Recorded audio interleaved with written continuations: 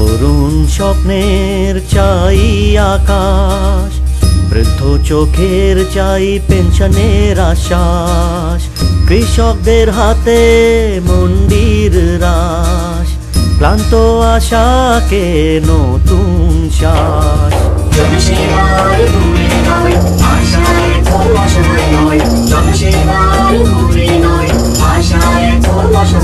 এখন কাজ হবে মিনিটে, জীবন হবে অনেক সহজ।